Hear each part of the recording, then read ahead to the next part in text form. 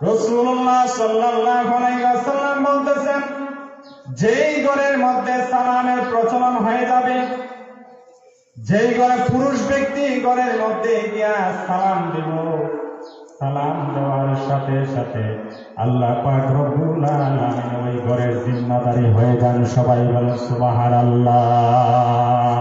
জিম্মাদারি হয়ে যান। হাদিসের অর্থে বলেছেন, ব্যাখ্যায় বলেছেন, জিম্মাদারি মানে হলো জিন্নাতের ক্ষতি, মানুষের ক্ষতি, ভূতের ক্ষতি, প্রেতের ক্ষতি, শত্রুর ক্ষতি, দুশমনের ক্ষতি, মুনাফিকের ক্ষতি, বিভিন্ন প্রকার ক্ষতি থেকে আল্লাহ পাক রব্বুল আলামিন ওই পরিবারটাকে রক্ষা করবেন। সবাই বলেন সুবহানাল্লাহ। সালামের মাধ্যমে সালাম দেওয়ার দরকার আছে নাই? এই জন্য ভাইয়েরা আমার,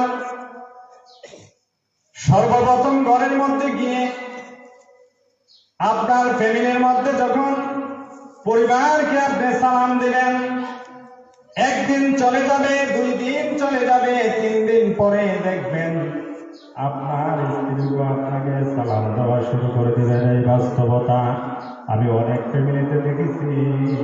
পরিবারের স্বামী ঘরের মধ্যে ঢোকার সাথে সাথে সালাম দেয়। আপনি মনে করতেছেন স্ত্রীকে কিভাবে আমি সালাম দিব? স্ত্রীকে শিক্ষার জন্য, তালিমের জন্য আপনি আগে সালাম দিতে হবে। সালাম যত বেশি দিবেন ততই বরকত।